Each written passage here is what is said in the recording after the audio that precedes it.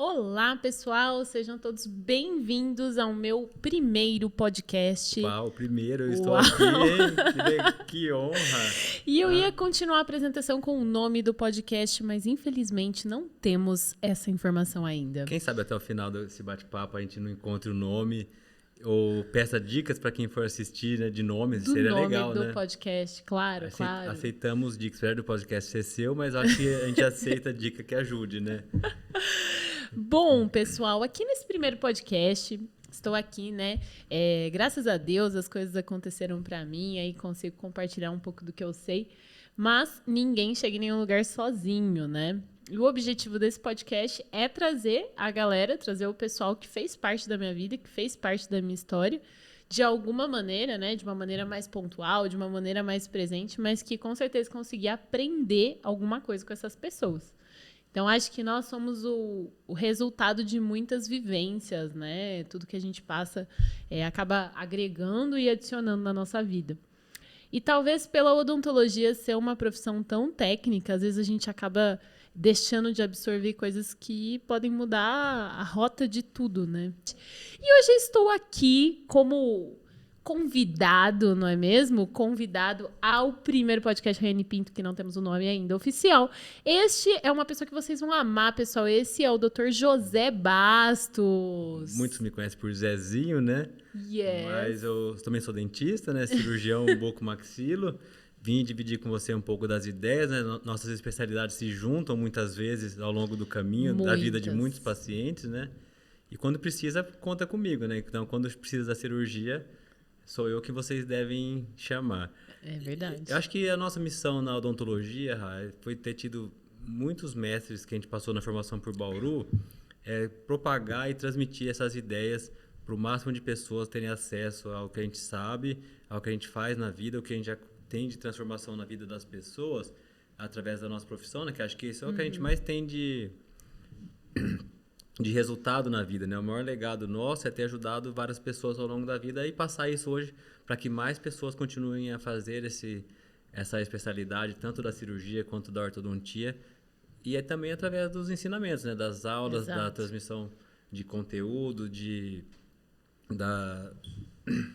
das experiências que a gente já passou, porque eu acho que quando a gente passa, né? A gente chega nessa idade e com um pouco já de experiência, a gente já consegue falar para as pessoas o que elas não devem fazer para ganhar tempo, né? Acho que essa é a nossa principal função hoje. Assim como a gente aprendeu e cortou caminho, aprendendo com quem já tinha errado também, a gente continua aprendendo e transmitindo isso da forma que as pessoas não consigam mais, não precisem errar tanto, né?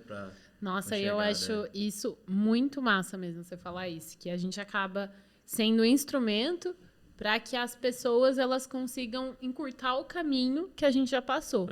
Eu considero, assim, acho que todo mundo percebeu, eu sou mais jovem que você, né, Zé? É quase igual. É quase igual. Não, assim, tranquilo, sua pele tá ótima, inclusive. Mas todo mundo percebeu, né, que eu venho de sei lá, alguns aninhos aí, um pouquinho mais jovem, mas eu já peguei um caminho mais leve, né? Talvez porque eu tive mentores muito presentes e eu também estava com os olhos sempre abertos para os ensinamentos dos mestres, sem ser aquela pessoa orgulhosa, e isso me favoreceu bastante. Eu vejo duas diferenças nisso hoje. Na minha época não tinha muita coisa assim, tanto acesso à informação, era difícil até para ter acesso em artigo, tudo perto do que é hoje. Mas hoje também a pessoa tem que saber filtrar o que vai ver, senão você fica tão perdido com tanta coisa para ler, para escutar, podcast, YouTube, vídeo, Instagram, você também fica perdido sem saber um caminho. Então a gente tem que seguir uma linha e tentar ir atrás dela. Senão o seu caminho, ao invés de ser mais fácil, você acaba ficando mais demorado. Você fica perdido, né? Porque cada um tem uma ideia, um ponto de vista, isso pode acabar atrapalhando também. Mas, para quem não te conhece, né, algo que eu acho muito legal do seu perfil como cirurgião é que você é cirurgião, né? Sua formação é da cirurgia, você é cirurgião de ortognática, de hospital e tudo, você passou por tudo isso. Mas você também tem uma formação muito forte em ortodontia, né? Que eu acho que isso acaba, por mais que quando existe aí algo que na formação dos cirurgiões falando, poxa, você tem que saber de ortodontia, você tem que saber de ortodontia, mas não são todos os cirurgiões que entendem que isso é realmente, muitas vezes, fundamental. Eu até acho que é fundamental. Como é que foi esse processo de você ter tido essa vivência na cirurgia? O que te motivou, o que te impulsou a ir para o caminho da ortodontia, ao estudo e trabalhar junto, assim? No começo eu nem sabia que ia ser assim, né? Eu gostei da cirurgia no último ano da graduação, decidi por isso no último ano. Quando eu estava no primeiro ano da residência, o Dr. Reinaldo falou assim, você gosta de ortognática, é isso que você quer? Peraí, quem é o Dr. Reinaldo? Dr. Reinaldo Mazzottini, né? Quem é? Fala aí pra galera. Meu chefe, acho que é um dos precursores da cirurgia ortognática no Brasil. Eu tive a honra de ser aluno dele, trabalhar junto por quase 20 anos. Aí, acho que o Dr. Reinaldo anos, foi, né, realmente um dos primeiros. Ensinou muita gente no Brasil, né? E ele falou, se você quiser fazer ortognática, tem que aprender orto. Eu nem sabia o quanto isso ia ser importante. Foi aí que eu comecei a fazer a preventiva, né? A ortodontia preventiva era um curso que tinha em Bauru. Acho que tem até hoje, né? Ainda existe o curso até hoje.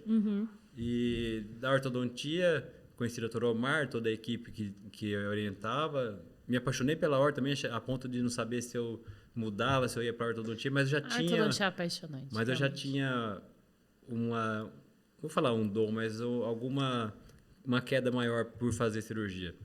E era o que eu gostava a princípio, né? E depois conheci o Dr. Dino, daí foi embora, né? Daí você se apaixona de verdade, que você vai vendo quanto isso pode ajudar na cirurgia. E acaba que hoje acho que eu sou um cirurgião mesmo que transito muito no meio da orto, sabe? Acho que acabou virando uma marca de estar sempre junto com o ortodontista e querer gostar de aprender, estar junto em congresso, acompanhar o que está acontecendo no mundo da ortodontia, porque é muito ligado. É muito ligado, É muito ligado. Não tem como fazer uma coisa sem fazer parte da ortodontia. Não tem como separar, sabe? O Dr. Reinaldo mesmo, ele valorizava muito, né? E ele era ortodontista de formação, né? De formação. Poxa, eu tive a minha formação, né? Eu conheci o Zezinho dentro do hospital, né? Do centrinho, né? Dentro do centrinho. Eu também fiz esse mesmo curso do Zé, que é ortodontia preventiva, que eu acho que foi o que me inclinou muito para esse mundo da ortodontia preventiva, que a ortodontia interceptiva, né? Esse conceito da ortodontia interceptiva, na verdade, o que eu escutei, o que eu estudei, eu acho que isso nasceu muito em Bauru, né? Com toda aquela base que o Dr. Omar fez, aqueles protocolos, aquelas sequências de domínio de desenvolvimento da oclusão, intervenção só quando era necessário. A época certa de atuar, quando esperar, quando agir, né? Isso vale até hoje, você vê que não mudou, né? Muitos conceitos não mudaram. Não mudaram. E eu acho que a gente conseguiu sair muito de reféns daquela luta de aqueles aparelhos funcionais que muitas vezes não faziam nada. Não tinha resultado, e judiava muito de paciente. Daí, quando você precisava da ajuda do paciente, ele já não tinha mais vontade de cooperar, porque ele já tinha passado por um tratamento que não teve resultado. Acho que você saber atuar, porque eu acho que a maior vantagem que eu vejo da ortodontia é claro que você tem que convencer os pais também que isso é você saber a hora de atuar, senão você fica assim, vem com 6 anos põe aparelho, vem com 10 anos põe aparelho.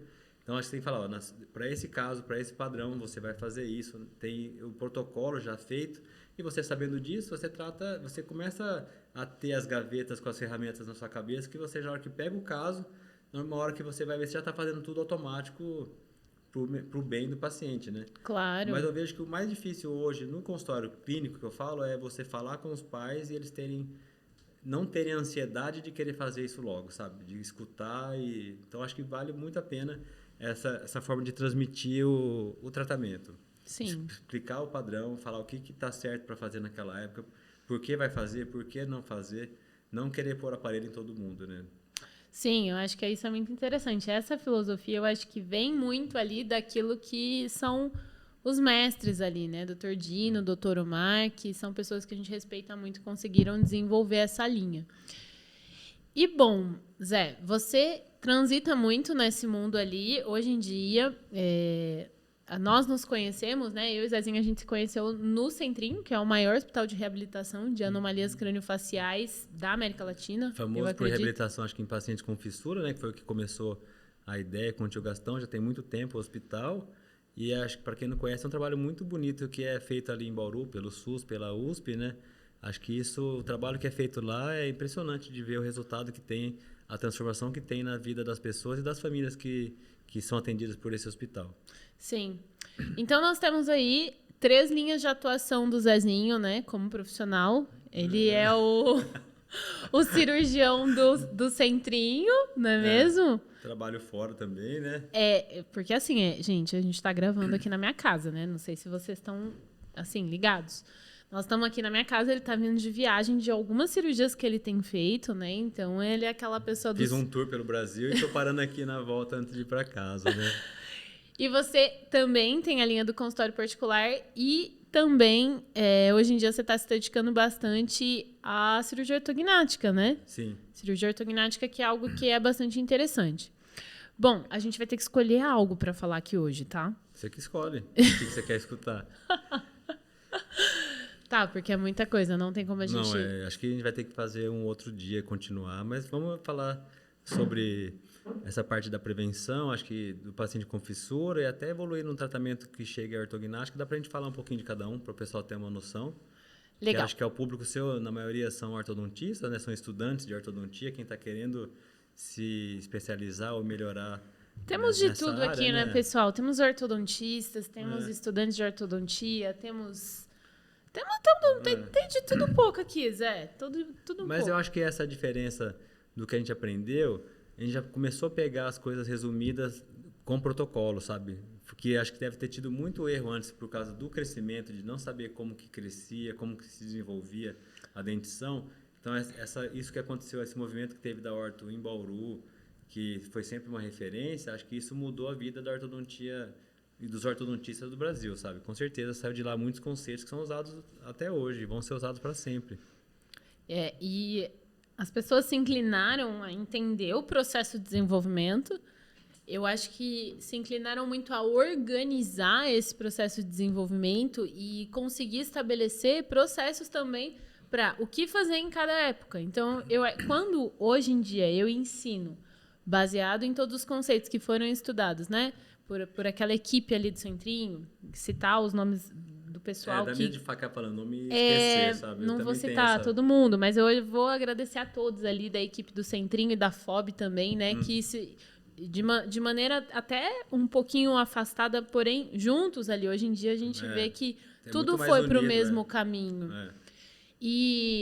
Mas hoje, eu que sou uma professora que hoje pego todos os conceitos, né?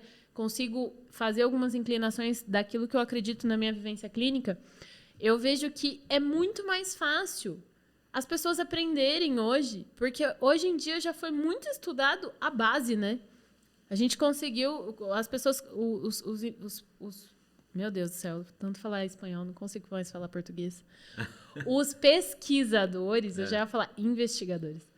Os pesquisadores, eles conseguiram fazer um estudo muito amplo e conseguiram detalhar hoje pra gente. Por isso que hoje em dia a gente fala, poxa, existe isso na dentição mista, no período intertransitório a gente faz isso, no primeiro período a gente faz isso, no segundo a gente faz isso. Quando eu vou expandir, quando eu vou usar máscara, quando que é a hora de atuar, quando faz a extração seriada, você consegue já hoje saber todos os pontos certinhos através da documentação e avaliação, você já consegue saber o que vai ser feito no paciente.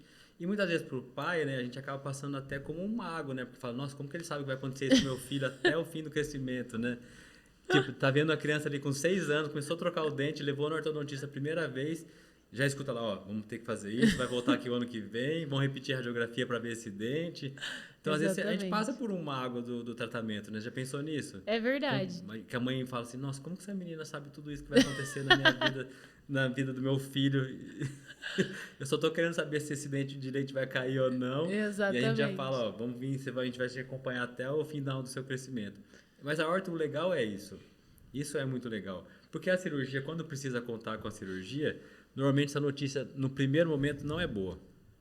Você sabe disso, né? Sim. Até a indicação de uma simples extração dentária, no primeiro momento, você escutar, ó, seu filho tem que extrair um dente. Isso não é bem-vindo, assim, porque seria melhor falar, ó, toma esse remédio 3 vezes por dia que vai sarar. Sim. Seria muito melhor. Né? Não é invasivo. A ortodontia não é invasiva como a cirurgia, né? Acaba não sendo tanto... Falo invasiva, assim, porque uma extração dentária acaba sendo uma remoção de uma parte do paciente, né? Sim. E a cirurgia ortognática é muito maior, é muito pior ainda essa notícia no primeiro momento. Mas eu sempre tento passar de um outro lado essa história. Porque imagina você ter um problema que você tem uma solução. Acho que tem que ver desse jeito. Dura se eu falar que você tem um problema e não tem o que fazer. Falo assim, sinto muito, o seu problema é raro, é grave, mas não tem o que fazer. Quando você tem um problema e a solução existe, acho que isso é um mundo muito bom de se viver. Porque você tudo bem, vai contar com uma cirurgia, mas é uma cirurgia pontual, ele vai ser preparado, vai ter um dia, vai ter hora para começar e hora para terminar. Então, acho que daí a notícia acaba entrando de uma outra forma, sendo digerida de uma forma melhor. Né? Acho que essa é a forma tudo é um jeito de enxergar. Até quando a gente está falando de paciente com anomalia de crescimento, paciente padrão 2, padrão 3, que você já tem que chegar com uma notícia para o pai. Você fala assim, olha, o crescimento do seu filho, ele não é um crescimento que a gente considera como normal, né? Tem que ter muita delicadeza na hora de você falar isso, porque a todo momento, ao momento que você está tratando o paciente, ao momento que você está fazendo contenção do tratamento, ao momento que você está... A todo momento, durante o crescimento, você está lutando contra aquela anomalia de crescimento. Contra a natureza do paciente, Exatamente. Né? E outro ponto que eu sempre falo, quando eu vou... Imagina, né? A gente faz foto para avaliar paciente, ou vai ver a documentação, né? Que todo mundo faz dessa forma para avaliar a face. Você tem que falar de uma forma, principalmente quem está começando, de você não ver defeito no filho de ninguém. Porque isso, todo filho para o pai é lindo, né? E é perfeito. Então, quando você vai explicar, fala, estou julgando, estou vendo aqui com uma base científica e da minha formação da especialidade, mas não estou vendo defeito no seu filho. Mas tem como ser melhor. Você entende que isso é um jeito que às vezes você falar, você pode magoar? Sim. Então, esse ponto também tem que tomar cuidado na hora de dar um diagnóstico, né? Sim. Acho que a gente tem que ser cuidadoso com as palavras, né? Muito. E isso, depois de um tempo, o paciente acostuma, ele acaba vendo, os pais veem o resultado, daí tudo fica mais em casa. Mas no primeiro momento que você vai avaliar alguém, não estou falando que você é feio, nem que está errado, mas o certo seria assim, e o que dá para fazer é isso. Acho que essa forma de passar é legal. Tem que ser humano na hora, tem que se pôr no lugar do paciente, dos pais que estão ali. Acho que isso, para qualquer tratamento dar certo, essa fusão do profissional dentista, do cirurgião dentista, não importa a especialidade, com os pais ou com o paciente, tem que ser muito legal no começo. Tem que ser feita essa fusão no começo para depois isso ir até o final. Até porque alguns problemas em crianças, né, existem alguns fatores ambientais e psicológicos que você tem que tratar bem, né? Por exemplo, o hábito de sucção.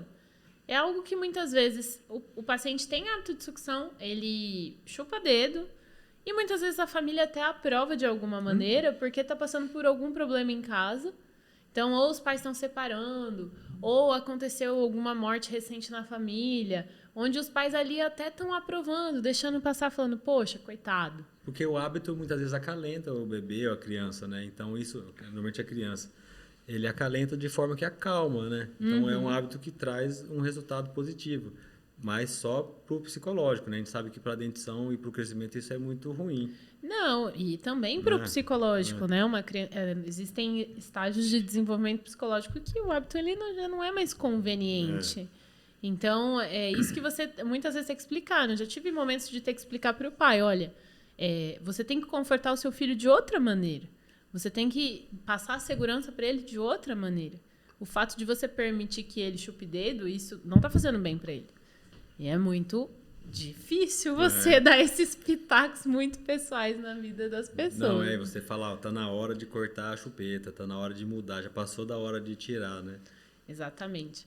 Bom, a gente está falando de crianças que muitas vezes têm um ambiente até muito confortável, né? Crianças que chegam no consultório, às vezes, claro, existem muitas configurações familiares, mas eu acho que uma das coisas que eu aprendi muito durante a época que eu estava estudando no Centrinho, e foi, assim, um processo de desenvolvimento humano para mim muito grande, que foi atender os pacientes com fissura, né?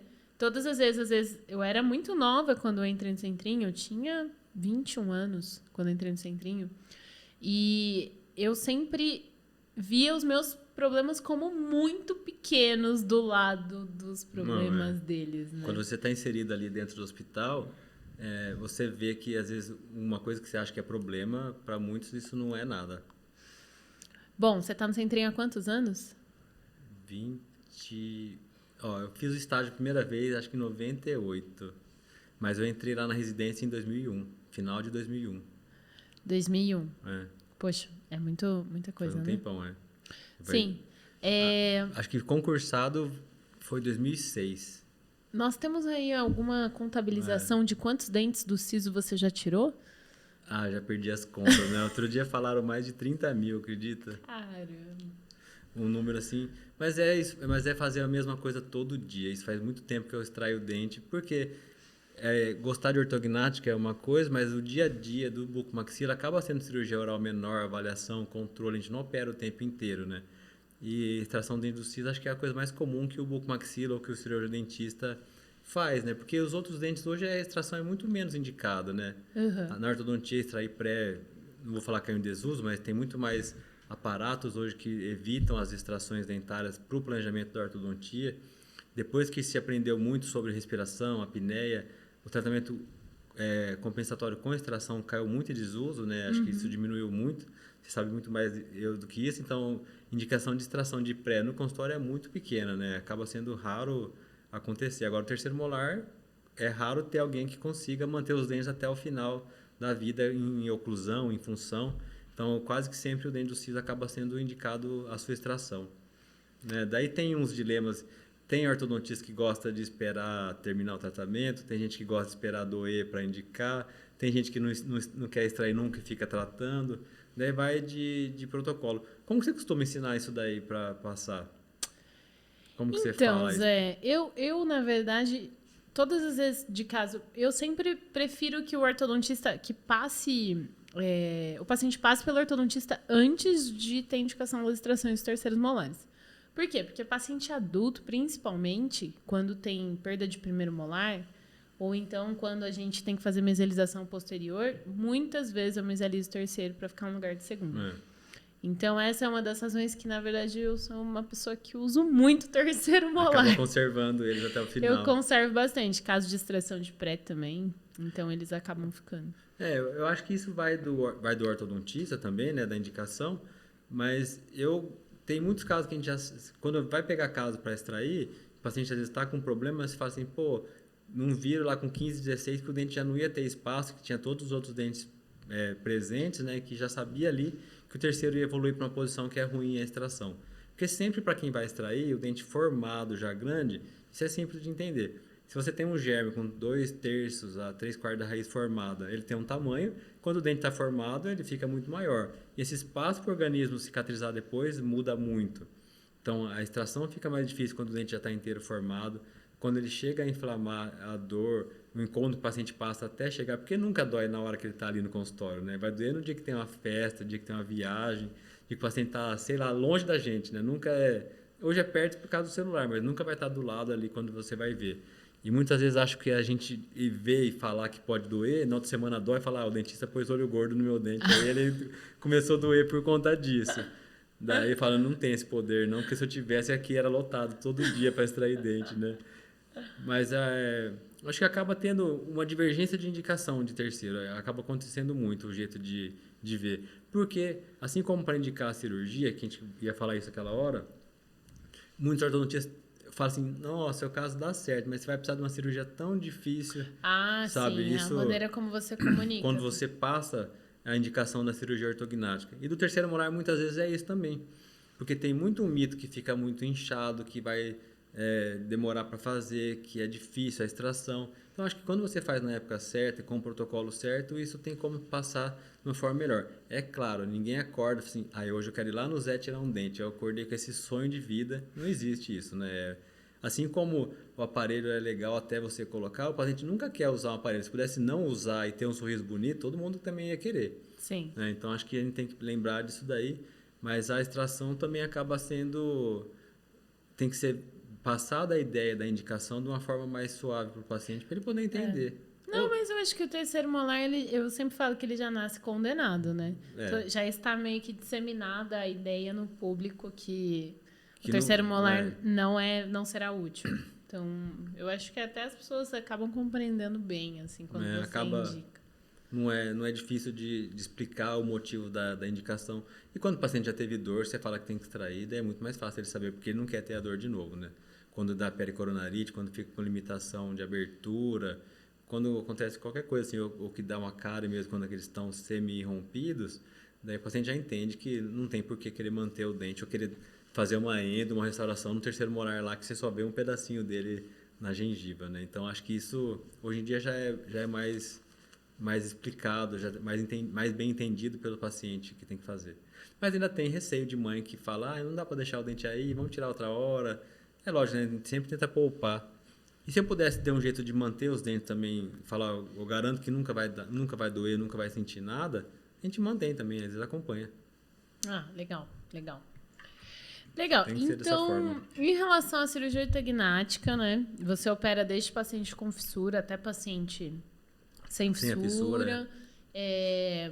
Então, hoje em dia, é claro que o paciente com fissura ele tem uma porcentagem de indicação para cirurgia ortognática mais alta que o paciente sem fissura. Então, acho que você já deve ter um histórico de padrão 3 operado aí, meio que acaba longo. tendo, né? E eu acho que hoje em dia tem uma outra modalidade, né, que é boa também, que hoje, como a maioria dos pacientes com fissura já tem um protocolo de tratar e a gente fazer o enxerto, muitos fazem ortognática por deficiência maxilar, mas já com a fissura inexistente, já com a cirurgia reparadora realizada, que é a cirurgia de enxerto ósseo alveolar. Mas o paciente fica no mesmo padrão. O enxerto não tira ela do padrão 3, que a maioria dos pacientes com fissura apresentam, né? E quase sempre é uma deficiência maxilar que o paciente com fissura apresenta. E isso a gente acaba... É um padrão 3, mas não é um padrão 3 que... Eu vou falar assim, é um padrão 3 ambiental, né? Porque foi o nascimento que nasceu com a fissura e isso causou a deficiência maxilar. Já tinha pensado dessa forma? Como é que é? Porque tem um padrão 3 que é genético, né? Que é o que a gente trata no e o paciente com fissura, ele também pode ser genético, né? Que são os casos mais severos. E também tem o padrão 3 que acaba sendo ambiental, que é pelo meio que ele nasceu. Porque foi as cirurgias primárias que causaram essa deficiência anteroposterior da maxila. Sim. Para quem tem No fim é igual. Ele vai acabar sendo um padrão 3, né? Só que o genético, ele tem a diferença que provavelmente, além da deficiência maxilar ambiental, né? Ele vai ter um prognatismo mandibular e talvez o caso seja mais severo. Massa. Em relação à sua experiência como clínico aí, também fora do consultório, por que você acha que... O que eu vejo que os pacientes que aceitam e vão, assim, felizes para a cirurgia ortognática aí no meio do mercado de trabalho, da sociedade, eu acredito que o padrão 3, ele é bem menos aceito que o padrão 2, né? Sim. O padrão 2, ele é confundido aí, e hoje em dia com os procedimentos de harmonização orofacial... Muito mais mascarado, né? Aqueles preenchimentos de mento, contorno mandibular, eu acho que ainda o pessoal vai ficar ainda mais conformado com o padrão 2. Você que já teve essa experiência com os pacientes no consultório, você acredita que realmente o padrão 2 ele é mais aceito, o padrão 3? Porque eu acho que quando a gente avalia um paciente padrão 2, quando ele já sabe disso, mas só para quem acho que não lembrar desse conceito, quando ele é bom de frente, não importa se de lado ele não tem uma linha queixo pescoço tão boa, mas se ele se vê de frente e tem um equilíbrio dos terços faciais legal, ele passa muito bem, mesmo que ele vai ter algumas limitações durante a vida de não poder engordar para não sobrar pele aqui embaixo do queixo. Às vezes problemas de respiração podem ser gerados com o ganho do peso ao longo da vida, mas se ele ficar ali controlado, ele vai envelhecer bem e vai passar o resto da vida sem precisar da cirurgia ortognática. O padrão 3, principalmente quando envolve o crescimento excessivo da mandíbula, e se o paciente for mulher, esse rosto fica mais masculinizado. Então, daí, essa indicação, a moça quer fazer o quanto antes para não ter esse perfil, esse rosto masculino ou a mandíbula mais forte, né? No homem, muitas vezes, isso passa bem, ter uma mandíbula mais forte. Então, tem que ver da avaliação, mas eu acho que o que hoje em dia a busca pela estética facial é muito maior. Eu acho que isso mudou por conta das redes sociais, celular que faz foto a todo lado, né? Então, selfies ilimitadas. Todo mundo tem hoje uma foto em todo quanto é lugar, em rede social, em tudo quanto é coisa você usa foto hoje, né? Então, acho que isso aumentou, vamos falar que aumentou a exposição pessoal hoje, a imagem da pessoa. Isso acaba tendo uma busca por mais procedimento estético e a pessoa quer, se tem um problema, mas eu acho que o que mais faz essa indicação ser melhor é o aumento de chegar a informação na pessoa. Uhum. Porque se a gente for pensar em cirurgia ortognática, há não muito tempo atrás, mas há 30 anos atrás, a pessoa ficava com a boca amarrada ainda. Né? E tem muita gente que ainda não sabe como é esse processo hoje em dia, né? O conforto que o paciente tem. Então, desde essa parte de fixação óssea, evoluiu muito nos últimos anos. A parte de anestesia, desde do tipo de anestesia que o paciente faz hoje, toda venosa, os carrinhos de anestesia estão cada vez melhores, os anestesias também melhoraram as técnicas de controle de dor. Então, tudo isso tem tido muito mais cirurgia estética hoje do que tinha há um tempo atrás. Isso com a informação melhor, com o pós-operatório sendo cada vez mais tranquilos, de certa forma, o paciente acaba tendo mais adesão pelo tratamento. Mas se for pensar, o aparelho fixo mudou muito também. Sim, demais. O aparelho fixo, para usar aparelho, você pensar que nos anos 80 era bandado todos os dentes, de hoje em dia é tudo colado, nem banda mais no molar. Não, a ortodontia ela revolucionou totalmente isso nesses últimos anos. Sem falar dos alinhadores, que nem bracket cola, anos. Né? Exatamente. Olha o quanto que a gente já mudou e quem sabe o que vai vir, né? Vamos estar aqui para ver, né? Vamos estar aqui para ver. Mas quem sabe aonde a gente vai chegar. Então, isso tem evoluído a cada dia. Planejamento de cirurgia ortognática, se a gente for pensar, hoje ainda existe, né? Não posso falar que dá errado, mas era tudo feito com modelo de gesso, não tinha hoje escaneamento, somou softwares de planejamento, de simulação de face. Simulações de face. Você já consegue, às vezes, até imprimir um crânio, pré-dobrar as placas para ganhar tempo na cirurgia, saber o que vai acontecer, a localização do nervo. As guias, com tomografia, né? Tudo bonitinho. Então, hoje isso evoluiu muito.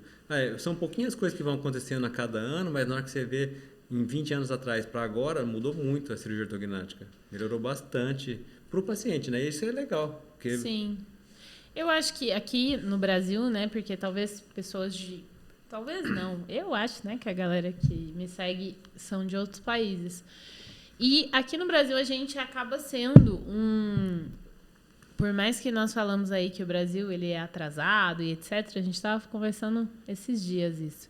Que nós somos um ponto de muita tecnologia, Sim. Não é mesmo? Antes de que tudo acho que na nossa área espalhe. É muito. Na odontologia, em especial, eu acho que isso é um ponto de muita tecnologia. Por exemplo, cirurgia ortognática com todas as simulações digitais, isso é o que está acontecendo aqui. Mas, às vezes, é algo que ainda não chegou em muitos lugares, né? Talvez demore aí alguns anos para chegar em todos os lugares. Mas o que a tecnologia traz, eu acho que é muito de errar menos. Eu acho que é a busca que a gente faz. A busca é por isso. Eu acho que a busca é por errar menos e ter melhores resultados cada vez mais. Exatamente.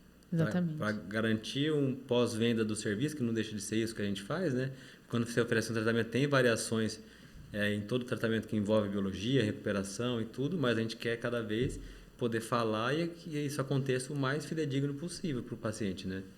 Mas uma outra coisa que faz mudar, e eu acabo, não vou falar, sou cobrado, assim, não tem uma pressão que eu vivo atrás disso, mas por trabalhar no hospital em fonte de ensino e trabalhar no consultório, a gente acaba sendo cobrado o tempo todo, né? O tempo todo tem alguém fazendo estágio, acompanhando o serviço, e você é questionado o tempo inteiro. Por que você faz assim? Por que não faz assado? Eu vi isso lá. Está acontecendo hoje as revistas, a gente consegue ver o que acontece mais rápido, assim, chega essa informação para a gente. Então, a gente está cada dia tentando mudar. Então, acho que a gente, no mundo que eu vivo, eu acho que eu acabo sendo mais cobrado por estar mais atualizado. Porque você imagina, eu não posso chegar num consultório, atendo num consultório particular. Se você bobear na informação, a mãe e o pai sabem de coisa primeiro que você, porque achou no Google. Isso acontece muito. Se você bobear, não estiver atualizado na sua área, não estiver vendo o que está acontecendo, às vezes o paciente sabe primeiro de você do que está acontecendo na sua área. Isso de tão rápido que é a informação. Isso é bastante pesado. A informação hoje em dia ela está disponível para todas as pessoas. Só não... Então a gente tem que... Você vai trabalhar com isso, tem que estar toda hora tentando saber o que está acontecendo no mundo da sua especialidade, para poder não acontecer. Imagina, chega lá um pai, uma mãe e falar, tem um tipo de tratamento, às vezes você vai entender só de explicar, ou você já vai saber se é golpe ou não, né, na hora de ver, mas às vezes lança, às vezes fala, porque tem essas propagandas também que, vamos falar assim, não são 100% sérias, né, mas acontece do pai e a mãe saber de notícia ou buscar informação que, se você não for atrás, ele consegue ter acesso até a revista científica muitas vezes. Exatamente, principalmente se as pessoas forem da área da saúde. Bom, eu acho que é um tema para a gente falar numa outra vez. Deu várias vertentes hoje da conversa, né? Várias vertentes. Nós conseguimos dar uma boa passeada pelos assuntos. Mas eu acho que dá pra gente conversar também numa outra oportunidade, porque você, né, já conheceu aqui em casa do... Agora aprendi o caminho. Raiocast. Cast High. Qual será que vai ficar? Vamos ver qual que o pessoal vai votar ou vai deixar nos comentários aí pra gente escolher. Bom, mas assim... Que tal você abrir uma enquete depois? Vou abrir uma enquete. No Instagram. Tem que continuar, né? No podcast, no YouTube, não pode parar agora. Ver o que o pessoal vai indicar de nome. Daí a gente escolhe uns 2, 3, você escolhe, daí vai fazendo até chegar num sim ou não. Exatamente. Ver qual que vai ficar. Vamos ver como é que vai ficar esse podcast. Acho que vai rodar uns 6 episódios sem nome. Mas algo que a gente pode falar numa outra oportunidade, falando sobre atualização, coisas novas, o que está sendo lançado. A evolução do tratamento do padrão 3 em crianças é algo que evoluiu muito, não é mesmo? Foi o que mais melhorou. Meu Deus! Que é a utilização da ancoragem esquelética nas crianças, né? Naquela taxa de idade que antes a gente ficava meio rendido sem fazer nada, que é uma área que você entrou pela ciência, e é algo que eu na verdade, estou trabalhando nos pacientes aqui de Sorocaba, baseado nos artigos que vocês publicaram, e os resultados são incríveis. Inclusive, agora, nesse momento, né, nós estamos com as inscrições abertas do Diplomado Intercept, e tem um módulo extra só de tratamento do padrão 3, baseado nessa faixa etária de 10 a 12 anos, que antes a gente não tinha nenhum resultado com máscara facial, né? Que ficava até desanimado. Era uma janela que ficava aberta ali, ou melhor, fechada para tratamento, né? Exato. E eu acho que a ciência, ela é para isso, né? Ela é para resolver problemas clínicos. E é para passar para as pessoas que também consigam resolver esses problemas. E eu acho que você foi um cara que fez um grande papel aí para os avanços dessa área, porque existem poucos pontos no mundo, né, de pesquisa sobre o tratamento do padrão 3. E acabou sendo uma coisa, não vou falar aleatória não, porque eu estava ali procurando também, senão você não acha, né? Se você não está procurando, você não acha nada. Mas foi uma oportunidade da professora Daniela Garibe e do Alexandre Magno com a tese da Felícia, né? Que depois vieram outros trabalhos do Rodrigo, tem mais gente estudando, né? Rodrigo Naveda. Então, cada um pegou uma vertente adulto, jovem, para usar o expansor ancorado, né? Com ancoragem esquelética.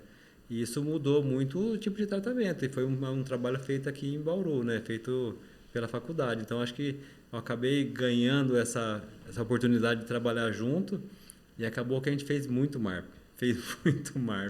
Eu perdi as contas, mas a gente ficou toda semana fazendo 2 pacientes para instalar MARP. E é isso que é o expansor ancorado, né? Então, isso acabou mudando e gerou a oportunidade de coisa que a gente não fazia, uma gaveta a mais de ferramenta que o ortodontista ganhou. De tratamentos. Né? O dia que a gente conseguir fazer mandíbula crescer ou não crescer, daí a gente faz tudo. Daí não opera mais ninguém. Querido, vamos tentar fazer essa fórmula mágica do sucesso. Daí eu vou virar ortodontista e esqueço a cirurgia. Porque essa limitação de conseguir fazer a maxila crescer nessa outra fase, sem ter movimento dentário inesperado, né? Acho que isso deu muito ganho. E o que às vezes acontece, que a gente tem que lembrar, que esses resultados, às vezes, eles dão ganho de projeção infraorbitária ou de arco zigomático, que a cirurgia ortognática mesmo não consegue avançar. Não tem essa projeção de arco zigomático, porque a ortotomia Lefort 1 ela é abaixo, né? Ela é abaixo. Então, os usos das mini placas e das ancoragens com tração para tração de maxila, às vezes você já viu trabalhos com ganho nessas áreas que na ortognática a gente não consegue. Então, isso é muito positivo, você tentar na idade assim, da dentadura permanente jovem, vamos falar assim. Eu acho que existem algumas linhas, né, de professores que falam, poxa, se é prognato, a gente já avaliou, nem vale a pena tratar, não vamos tratar com ortodontia interceptiva porque o paciente vai precisar de uma cirurgia de qualquer maneira. Porém, eu acho que eu sou da linha de pensamento, né, assim como dentista, ortodontista, eu sou a pessoa que, poxa, vamos fazer o possível para que lá na frente seja mais brando. Porque né? quando, vamos supor, você pega um paciente na idade jovem, ali, na primeira expansão, para fazer RAS e máscara, no protocolo convencional. Você não sabe se aquele paciente... Você não fala para a mãe, vou fazer isso agora porque você não vai precisar de ortognática lá na frente. Como que você consegue prever? Jamais. Então, e às vezes com 12 anos você pode dar a mesma resposta, mas você está tentando fazer. Não é um sobretratamento. Seria sobretratamento você fazer o raso e máscara de novo, ter efeito dentário, e daí isso você piorar. Se não tivesse mais nenhum efeito esquelético, né? Então, você sabendo que não dá mais, daí você hoje não tentaria. Porque daí você tem embasamento científico para fazer. Para indicar ou não indicar o tratamento. Então, acho que isso é válido, sim. Legal, Zé. Para finalizar aqui nosso bate-papo, né, que a gente conseguiu dar uma boa... acho que foi muito especial o primeiro podcast aqui. Foi bacana. Foi muito bom, foi muito legal. Foi muito bacana. Foi uma honra, na verdade, estar aqui. Você sabe que a gente fez várias lives, eu falei assim, vai chegar a sua hora, ainda não consegui chegar em você, que você também é muito ocupada. Mas agora a gente vai fazer o contrário lá, você vai fazer comigo depois um bate-papo lá. Ou vou usar o seu também para divulgar. Tá massa, poxa. Primeiro podcast aqui do canal.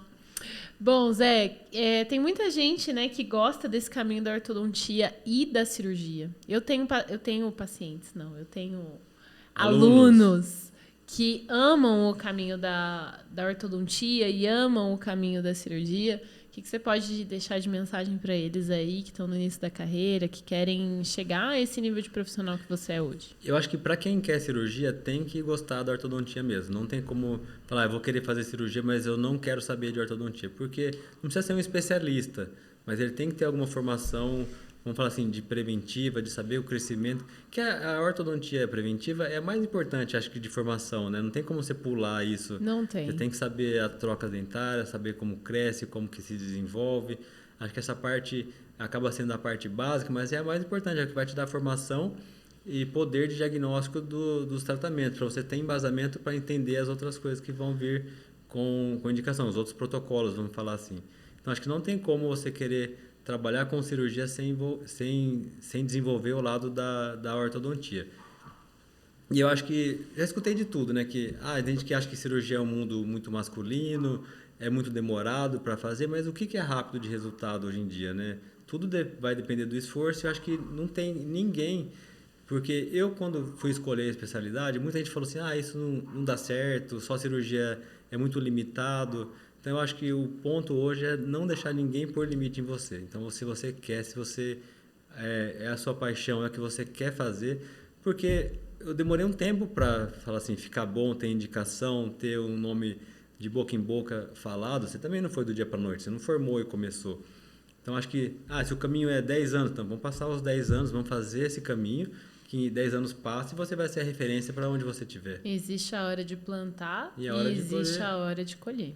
Então, nada que você for fazer na vida hoje vai ser rápido. Exato. Você vai ter que ter uma formação, vai passar por experiência, você vai se decepcionar muitas vezes, você vai ter muitas alegrias, tomara que mais alegrias, mas vai ter esse caminho para seguir. Exato. Bom, galera, espero que vocês tenham gostado hoje do nosso primeiro podcast, desse podcast sem nome. Muito obrigada, Zé. Obrigado a você. Amei. Muitas graças.